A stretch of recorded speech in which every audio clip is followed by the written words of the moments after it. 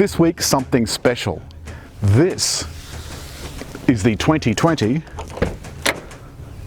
Nissan GT-R.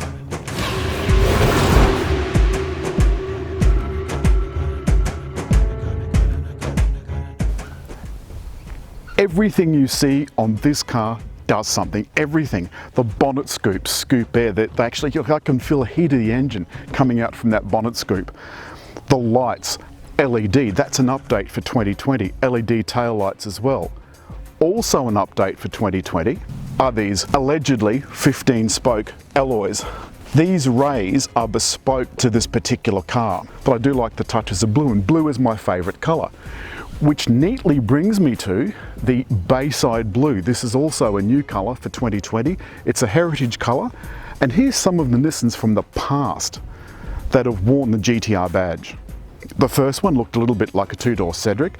Second one looked a little bit like a two-door 240k. And then from then on, they kind of departed from the rest of the Nissan range. Part of this package are the racing white stripes. So as you know, that means this car goes faster.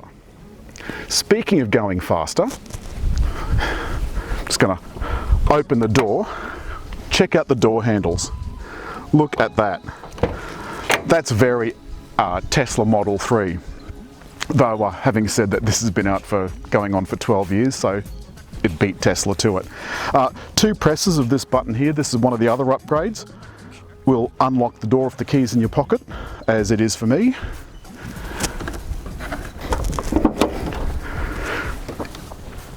One thing that hasn't changed over the years is this GT-R badge, which gets all sorts of respect and kind of yobos thumping their chest and giving you the respect sign. But this particular engine, look, is by Mr. Tsunemi Ogiyama. This car has about 10,500 kilometers on it, and this engine is so clean you could eat your dinner off it. And there's a nice pair of turbos. This stunning kind of red colour on the cover over the top of the manifolds. You can't see it, but there's also some carbon fibre here in the structure. The top of the shock towers are cast aluminium. Also aluminium is the bonnet. This thing's as light as paper. You want to make sure that's shut. The other day it wasn't. It was wobbling around like something that wobbles around a lot. Also aluminium is the boot and the doors, both the skin and some of the structure from inside. Around the back, this thing is a work of art.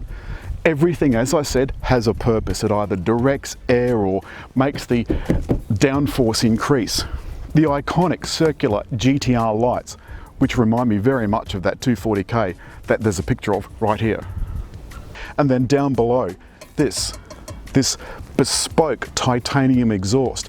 And each one of these things actually has exhaust coming out of it, unlike some brands we could name where it's all just fake. Down here in the lower valance, which again is carbon fibre, is a bit of a fog light. This thing has all the bells and whistles. There's a reversing camera, which comes in mighty handy.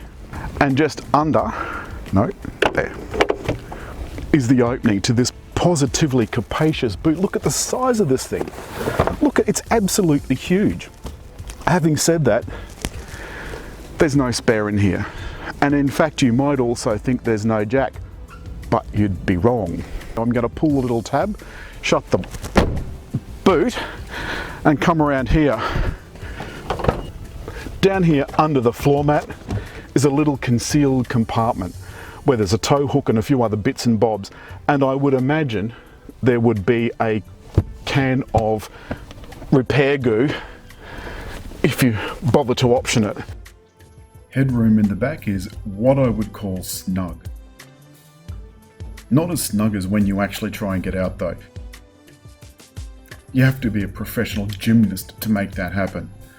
And with the seat far enough back to have someone get in the back just, front seat legroom's a little bit tight.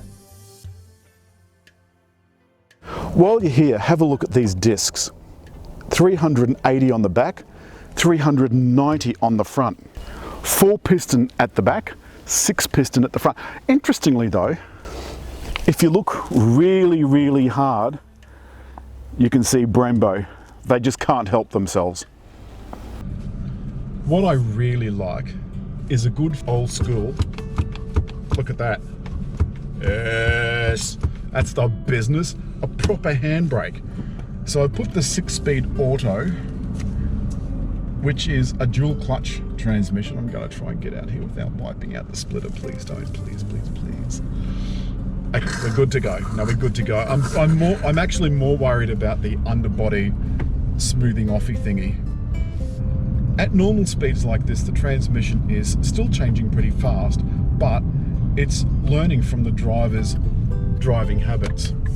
And in my case, that's like Miss Daisy. But that's okay, I'm completely okay with that. This thing though, on the track, is like a lethal weapon. GT-R is a supercar. It is. I mean, it just is. Also, once on the go, you're going to want to fettle the car's settings. You can change the suspension and the throttle and so forth, just like you can in most modern cars. But this car is made for one thing and one thing only, and that is to go fast. So you can hear those changes are really, really smooth. If you put it in any of the race modes, the changes are even snappier. We took a long drive out to Picton, which is, as you know, my favourite place for a spot of lunch. And on the highway, this was just superb. Interestingly, the 6-speed dual clutch transmission had the engine doing about 2,500 at 110, which I thought was quite a lot. So it also makes the fuel consumption quite a lot more as well.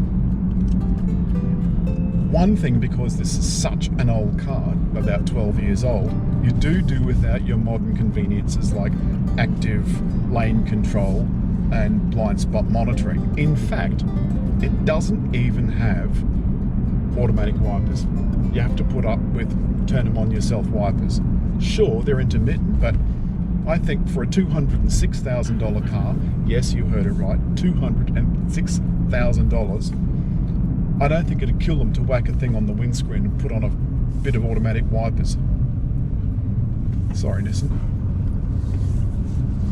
Handling is superb. Superb.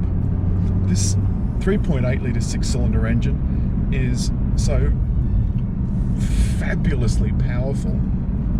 The steering is incredibly sharp, and everything about this car is designed to go around corners fast and then come out of them like a rocket. There's all of this your business that the car's sorting out for you, and as you go into a corner, it checks the steering against what the sensors are telling it and adjusts the suspension and throttle and God knows what. To you and me, that means absolutely nothing. But there are enthusiasts who will know exactly what I'm talking about. The rest of us won't care. Surprisingly, these massive 20-inch wheels, and what did we say they were wide? 255? 255 fronts, 285 rear. 285 rear, 285mm wide rear tyres. It's just ludicrous. There's quite a hum as you get onto this fairly coarse bitumen. And we allegedly have active noise cancelling, but I'm not sure that it's actually cancelling much noise. Although God knows what it'd sound like if we didn't have active noise cancelling. Then we get on to the interior. This is the 50th anniversary version of the GT-R. Jesus, Mary and Joseph, I haven't got that on comfort. I've just put the suspension into comfort mode to make my bits jiggle a little bit less than what they were just before, because this road is diabolical. These are the settings I talked about earlier that you can fettle. And above that is the air conditioning. And up here, she's telling me there's a speed camera, is the 8-inch screen. And that's among the upgrades for this model. Still, there's no Apple CarPlay in a $206,000 car, and you can't get it. If they're going to put a new system in, you'd think they'd have bothered to put in Apple CarPlay. But you can connect your phone. I did have my phone connected the other day, and you can stream music by Bluetooth or by USB. On the dashboard you'll see a little bit of carbon fibre effect, which I think you can assume is actually carbon fibre, where you've got a digital speedo and a conventional speedo and a tachometer. Where the digital speedo is, you also get your usual readouts. I would actually not mind if they put a complete LCD dash in there. I think that would be kind of cool. You can see we've got the gear indicator as well, and the temperature gauge and fuel gauge. But the piste resistance of this car is, and there will be people that will disagree with me, and to you I say you are wrong. You're wrong. You're wrong. I think this interior is lovely. It's beautifully stitched Napa leather. Look at that. I mean, it makes you want to touch it. It's so tactile and soft and beautiful, and the steering wheel is wrapped in leather as well. Also on the steering wheel are the buttons that you need to control the audio and so forth. One thing I do miss though is, and I've come to really rely on it, don't hate on me for it, blind spot monitoring. I really, really miss my blind spot monitoring. Active lane control I can do without, but the blind spot monitoring is so handy, because although the vision backwards in these mirrors is quite good, if you turn your head over the shoulder, there's quite a lot of blind spots with the rear pillars, etc. Oh, a McLaren. Oh, McLaren. I paid less for you than you, mate, and I go faster. That's true, you know. He must be absolutely gnashing his teeth, and I can get out of this easily in a car park. He can't. I must admit, I do love me a McLaren. The thing I can't explain to you, the thing I can't explain to you about this Skyline successor is just how easy it is to drive. Yes, it's a beast. It's an axe. It's taking a gun to a knife fight. But me, you really want to win that gunfight. There we go. Nissan's GT-R. 419 kilowatt. 0 to 100 quicker than you can blink. Wheels the size of the moon. And a fuel bill to remember, this thing will only use 98 RON petrol. Do not use the launch control unless you don't value your life. That's all I can say. That's all I'm saying. Just reach there to subscribe, and if you've liked the film, don't forget to hit like.